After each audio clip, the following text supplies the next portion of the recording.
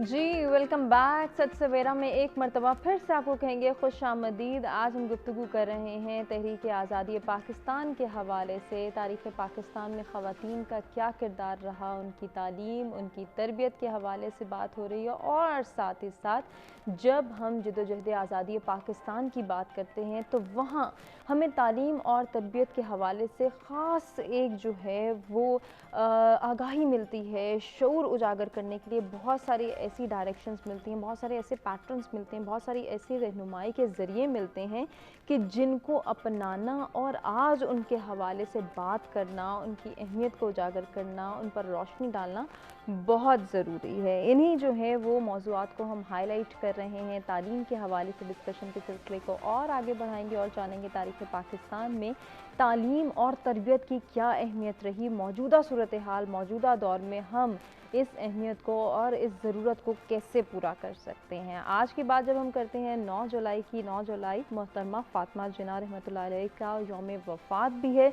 इसके हवाले से भी हम ज़रूर गुफ्तगू करेंगे। हमारी टीम ने मादरे मिल्लत मोहतरमा फ़ातिमा जिन्ना के हवाले से खुसूसी रिपोर्ट तैयार की है। आइए वो रिपोर्ट देखते हैं, फिर डिस्कशन को आगे बढ़ाएंगे।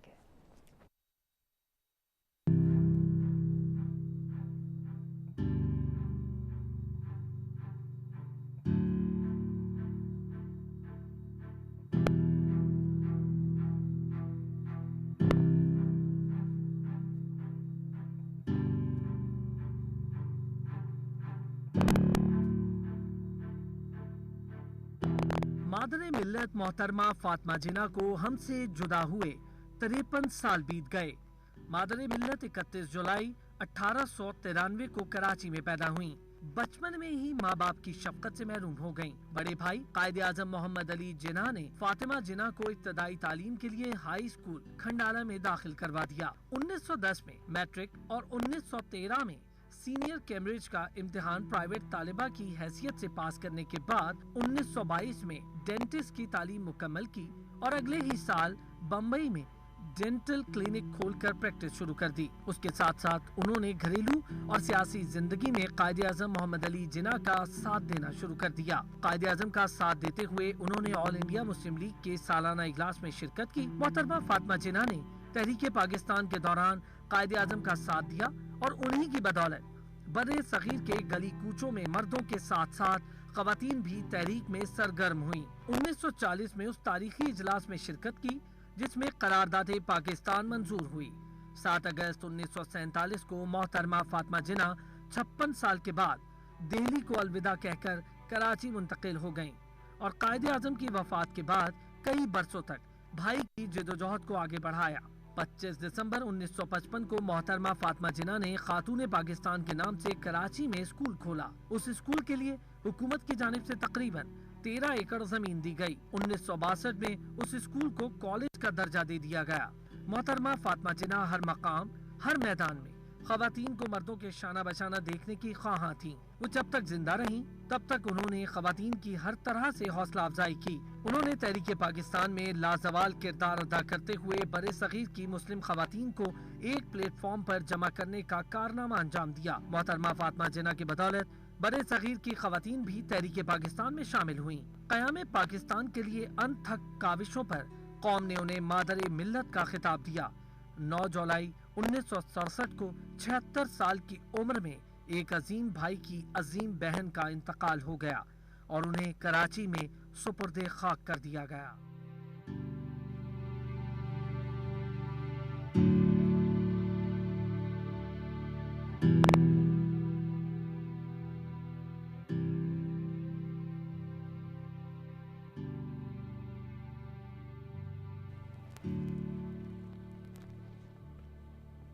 जी मादरे मिल्लत मोहतरमा फातिमा जिन्ना के यौम वफ़ात के हवाले से खुसूसी रिपोर्ट आपने देखी और एक मरतबा फिर से गुफ्तगू के सिलसिले को आगे बढ़ाएंगे। तारीख़ पाकिस्तान में तालीम की अहमियत के हवाले से हम बात कर रहे हैं। ब्रेक पे जाने से कबल लियाकत साहब से बात हुई थी, मैं उन्हीं से गुजारिश करूँगी कि वो अपनी बात को मुकम्मल करें तालीम और तरबियत के किरदार पर। हाँ, तो मैं ये कह रहा हूँ ताकि हमारे जितने भी इंस्टीट्यूशंस हैं बर सग़ीर के अंदर ख़ास तौर पर, अगर हम सर सैयद अहमद ख़ान से आगाज़ करें जी जी, तो सर सैयद अहमद ख़ान کے نزدیک تعلیم اور تربیت دونوں ضروری تھے. اگر آپ سر سید احمد خان کے سب سے امپورٹنٹ جو ان کا رسالہ تھا تہذیب الاخلاق، اگر آپ اس کے کانٹینٹس دیکھیں تو اس زمانے میں وہ جتنے چیزوں پہ انہوں نے بات کی ہے وہ روزمرہ کے آداب تھے کہ لوگوں کو کس طریقے سے سیولائزڈ وے میں زندگی گزارنی چاہیے. تو پھر سر سید احمد خان نے مختلف اسکول بنائے، جیسے آپ کو پتہ ہے، پھر کرتے کراتے 1875 میں علی گڑھ اسکول بنا، 2 سال بعد اپ گریڈ ہو کے کالج بن گیا، بعد میں 1920s میں جا کے یہ یونیورسٹی بنی. تو سر سید کا سارا فوکس جو تھا وہ ایجوکیشن کے اوپر تھا. اور ظاہر ہے ہر زمانے کے اپنے تقاضے ہیں. اس زمانے میں ایجوکیشن جو ہے وہ مردوں کے لیے مخصوص تھی. تو علی گڑھ اپنے شروع کے سالوں میں ویمن ایجوکیشن کے حوالے سے اس کا کوئی اتنا پرومیننٹ رول نہیں ہے، لیکن وہی لوگ جو علی گڑھ سے پڑھ کے آئے ہیں انہوں نے بعد میں یہ تو چراغ سے چراغ جلنے والی بات ہے. تو سر سید احمد خان نے جو چراغ جلائے ان کا اجالا ساری دنیا میں 400 پھیلا. بالکل، اور یہی اجالا جو ہے اس سے استفادہ کرتے رہیں گے لوگ، نوجوان تعلیم حاصل کرتے رہیں گے. ڈاکٹر صاحب، جیسے کہ ابھی لیاقت صاحب نے بڑی خوبصورت بات کی کہ سر سید احمد خان کی جب ہم تعلیمی خدمات دیکھتے ہیں تو یقیناً وہ قابل تحسین ہیں اور ان خدمات کو ہم کبھی فراموش نہیں کر سکتے. اسی طرح ہم خواتین کے کردار کی جب بات کرتے ہیں، خواتین کی تعلیم اور تربیت کی بات کرتے ہیں تو بیگم رانا لیاقت علی خان کا جو کردار ہے ان کے حوالے سے بات خاصی مشہور تھی کہ وہ اعلیٰ تعلیم یافتہ بھی تھیں. انہوں نے دور دراز علاقوں کا سفر بھی کیا اور مسلم لیگ کو منظم کرنے میں ان کا ایک خاص کردار سامنے آتا ہے. اس رول کے حوالے سے کیا کہیں؟ جی، یہ بہت اہم ہے کہ ہم تعلیم کے حوالے سے بات کریں اور جنوبی ایشیا کی بات کریں تو جو سب سے ٹاورنگ پرسنالٹی ہے وہ سر سید احمد خان ہے. اور یہ بعد میں آنے والے جو تحریک پاکستان جب شروع ہوتی ہے، اس تحریک پاکستان کی جو ٹاپ لیڈرشپ، سیکنڈ ٹیئر اور ایون تھرڈ ٹیئر تک کی جو لیڈرشپ ہمیں نظر آتی ہے، جو موبلائزیشن نظر آتی ہے، اس میں اس علی گڑھ تحریک، اس کے اداروں اور اس سب کو سمجھنے کے لیے جو ہمیں رانا لیاقت علی ہمیں نظر آ رہی ہیں، اس کا بیک گراؤنڈ یہ ہے کہ جب انگریز کی حکومت کا آغاز ہو رہا ہے اور مسلمانوں کی جو وہ شان و شوکت وہ زوال پذیر ہوتے ہوتے بہادر شاہ ظفر تک بات پہنچتی ہے، اور پھر وہ جو 1857 کی جنگ آزادی ہے، اس جنگ آزادی کے بعد کا جو پس منظر ہے اس کے ساتھ چیزوں کو ریلیٹ کرنے کی ضرورت ہے. اور وہ یہ ہے کہ مسلمانوں نے جو اتنے طویل عرصے حکومت کی تھی تو وہ ایک مزاج ہوتا ہے، ایک جو قوم حکمران ہوتی ہے اس کا ایک مزاج ہوتا ہے، اور جب وہ خواہ زوال آمادہ ہو چکی ہو، خواہ غلامی کی زنجیروں میں اب بندھ چکی ہو، لیکن وہ جو امنگ اور وہ ترنگ اور وہ جو شاندار ماضی ہے وہ بہرحال خون جوش مانا کرتا ہے. اس سارے صورتحال میں سب سے اہم کام یہ تھا کہ مسلمانوں کو جدید تعلیم کی طرف راغب کرنا. یقیناً. اور اس میں سر سید احمد خان نے بہت مشکل سے کنونس کیا، چونکہ جو ایگریشر ہوتا ہے، جو جارے ہوتا ہے، جو آپ سے اقتدار کو چھینتا ہے، اس سے چونکہ نفرت ہو جاتی ہے، اس کی زبان سے، اس کے کلچر سے، اور وہ جس چیز کا پایامبر ہو وہ جدید تعلیم اور وہ سارا کچھ. تو سر سید کا سب سے بڑا کنٹریبیوشن یہ رہا کہ انہوں نے مسلمانوں کو آمادہ کیا کہ وہ جدید تعلیم کی طرف آئیں، اور مسلمان کنونس ہوئے تو تحریک پاکستان ہمیں نظر آتی ہے. صحیح. اب آپ نے رانا لیاقت علی کی بات کی. رانا لیاقت علی کا کنٹریبیوشن جو پاکستان، آج کا پاکستان ہمیں نظر آتا ہے، اس میں بے انتہا ہے. میرے استاذ محترم ہیں پروفیسر ڈاکٹر صادق علی گل صاحب، انہوں نے 60s میں کینسس یونیورسٹی جو یو ایس میں ہے وہاں سے ان کا پی ایچ ڈی تھا، اور پی ایچ ڈی تھا the role of U S in South Asian politics, اور جس میں پاکستان موومنٹ اور یہ سارا کچھ. تو ان کو جب میں نے سنا، ان کو دیکھا، ان کے کام کو دیکھا تو سمجھ میں آتا ہے کہ رانا لیاقت علی کا 40 سے 47 یعنی قرارداد پاکستان ایک وہ سنگ میل ہے. بالکل 1940 میں آ کے ہم نے یہ ڈیسائیڈ کر لیا تھا کہ منزل بالکل واضح ہو گئی، سامنے ہو گئی. بالکل وہ بہت ایک لمبی تاریخ کے اس کے کن کن لوگوں کا اس میں، وہ حضرت موہانی سے لے کر علامہ اقبال، اور علامہ اقبال سے لے کر جناب. یہ وہ دور ہے جس میں ہمیں انٹرنیشنل سپورٹ کی ضرورت ہے. یقیناً. اور جب کوئی آزادی کی تحریکیں چل رہی ہوتی ہیں وہ صرف جو داخلی صورتحال ہے وہی نہیں ہوتی، بلکہ آپ دیکھ رہے ہیں کہ جنگ عظیم کے بعد کی صورتحال، نئی گروپنگ ہے دنیا کے اندر، اور ایک نئی پاور جو ہے نا وہ US کی شکل میں ابھر رہی ہے.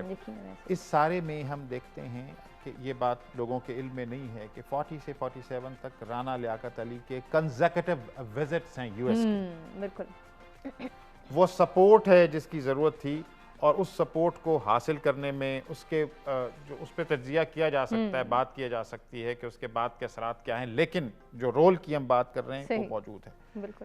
پھر ہم دیکھتے ہیں کہ یہ اسلامی جمہوریہ پاکستان، اسلامی جمہوریہ پاکستان میں سب سے پہلے کسی آفیشل پوزیشن پر، اور وہ پوزیشن بھی ایک بہت بڑا صوبہ اور اس بڑے صوبے کی گورنرشپ، وہ محترمہ رانا لیاقت علی کے حصے میں آتی ہے. آج کی جو ہمیں خواتین جو پالیٹکس میں بہت ایکٹیو اور ایفیکٹیو نظر آ رہی ہیں، ان کے لیے یہی خواتین جو ہے نا وہ مشعل راہ ہیں. پھر ایک اور اہم کام جو رانا لیاقت علی نے کیا وہ خواتین کو منظم کرنے کا کیا. خواتین کے جو ان کے کانسٹیٹیوشنل رائٹس ہیں ان پر بات کرنے کی. تو انہوں نے یہ جو اپوا بنائی، اور اس اپوا نے پھر بہت سارے راستے کھولے. اس اپوا کی ایکٹیویٹیز پر بھی یعنی ایک سے زیادہ آراء ہو سکتی ہیں، لیکن ہم یہ بات ضرور یہ ان کا کنٹریبیوشن ہے کہ انہوں نے خواتین کے لیے ایک رول ماڈل کے طور پر، پھر وہ سفارتکاری ہو، سفارتکاری تو میں آپ کو بتا رہا ہوں کہ 40 سے 47 پاکستان بننے سے پہلے موجود ہے. اور پھر یہ دیکھیں یہ جو محترمہ فاطمہ جناح ہے ان کو جو سپلیمنٹ کر رہی ہے شخصیت، اس میں ہمیں رانا لیاقت علی کا، شائستہ اکرام اللہ کا، اور بہت ساری خواتین کا ملتا ہے ذکر. آج ہمیں جو بہت سارے ادارے نظر آتے ہیں، ان بہت سارے اداروں میں ہمیں محترمہ فاطمہ جناح اور باقی خواتین کے کنٹریبیوشن کے حوالے سے نظر آ رہے ہیں. یہ اصل میں ہمیں بازیافت کرنے کی ضرورت ہے.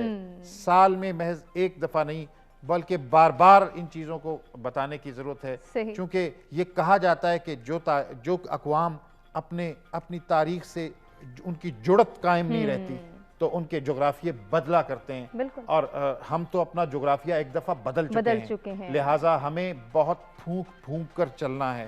اور جو آج کا سیناریو ہے، اس سیناریو میں جب ہم تاریخ کی بات کر رہے ہوتے ہیں، تاریخ میں خواتین کے کردار کی بات کر رہے ہوتے ہیں، تاریخ میں تعلیم کی کنٹینیوٹی کی بات کر رہے ہوتے ہیں، اس کو آج کے ساتھ ریلیٹ کرنے کی ضرورت ہے. اور میں سمجھتا ہوں کہ جو تاریخ کا ڈسپلن ہے، اس ڈسپلن میں محض قصہ پارینہ نہیں ہونا چاہیے، بلکہ ایک تو یہ کہ ایسا انداز ہونا چاہیے کہ ہم خود اپنے آپ کو محسوس کریں کہ ہم وہاں پر موجود ہیں، اور پھر اس کو آج کے ساتھ ریلیٹ کرنے کی ضرورت ہے.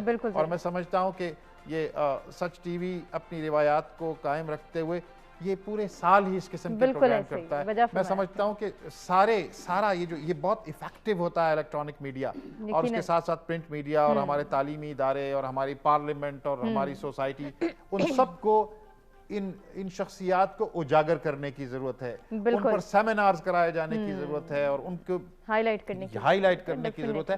اور ایسے سکٹس، ایسے ڈراماز، ایسی فلمز بنانے کی ضرورت ہے جس میں ہم اپنی تاریخ کے ساتھ بہت بجائے اس کے کہ ہم اپنے ملک سے باہر کی مختلف تاریخوں سے انسپریشن لیں، ہم اپنی تاریخ سے بھی انسپریشن لیں. بالکل لینا بہت ضروری ہے. پروفیسر صاحب نے بہت ہی خوبصورت سجیشن دی، اور پروفیسر صاحب کی سجیشن سے ہی میرے ذہن میں ایک سوال ہے جو کہ میں کشور صاحبہ سے کرنا چاہوں گی کہ جہاں ہم میڈیا کے کردار کی بات کر رہے ہیں، اس وقت بھی ہم دیکھتے ہیں کہ پرنٹ میڈیا نے ایک خاص کردار ادا کیا، اور اس میں پھر ہمیں رول نظر آتا ہے فاطمہ بیگم کا، جو کہ محبوب عالم صاحب کی صاحبزادی ہیں.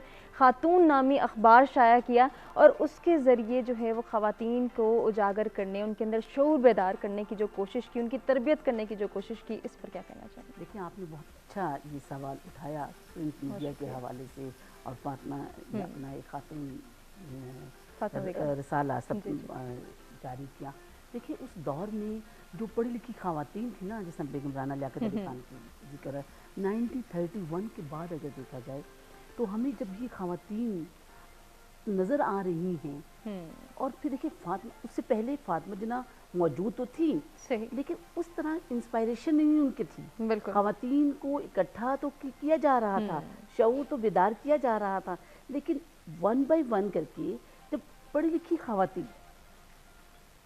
اس میں انٹر ہو رہی تھی تو تبھی تو ہم دیکھتے ہیں کہ 1939 یا 38 کے پٹنہ کے سیشن میں قائد اعظم محمد علی جناح فاطمہ جناح کو خواتین ونگ کے حوالے سے ذمہ داریاں دیتے ہیں نظر آتے ہیں.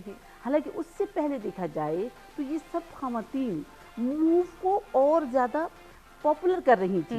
अच्छा, फिर ऑर्गेनाइज भी कर रही थी। अच्छा, सिर्फ एक ही पम्फलेट या रिसाला नहीं नज़र आता, बल्कि हम ये देखते हैं कि उस दौर में जो पढ़ी लिखी चंद ख़वातीन थी वो बैठ के मुख्तलिफ रसाइल के ज़रिए कहानियाँ ऐसी सुनाई जाती थी जो कि मीडिया में भी दी जाती थी, अखबारात में मुख्तलिफ रसाले ख़वातीन के जारी किए जाते थे, पब्लिश होते थे, जिसमें ख़वातीन को अपनी रवायात के साथ और अपने अंदर उनके अंदर कौमी जज्बे को इंस्पायर करने के लिए या फ्लरिश करने के लिए बातें की जाती थी। अच्छा, ये बातें मर्द हजरात तो अपने ज़ाहिर मुख्तलिफ अजलासों में मुख्तलिफ मीटिंग्स में करते थे, लेकिन उस दौर के सिनेरियो को देखे ना कि तारीख जो है वो कभी उन चीज़ों को भुलाती नहीं है। देखिए, तारीख का अगर मुताला करना है तो उसको हमें थोड़ा सा इंटरेस्टिंग बनाना है। अच्छा, इंटरेस्टिंग बनाने के लिए क्या ग्रास रूट लेवल पे हमें देखना है। जिस तरह ये तमाम जो ख़वातीन हमें नज़र आती हैं वो लीडिंग फिगर से तो नज़र आती हैं, लेकिन इनके साथ साथ वो उन ख़वातीन के किरदार को हम माइनस नहीं कर सकते। जैसे बेगम हसरत मोहानी का जिक्र किया जा सकता है, बेगम हिदायतुल्लाह का जिक्र किया जा सकता है, मिसेस इस्फहानी का जिक्र किया जा सकता है।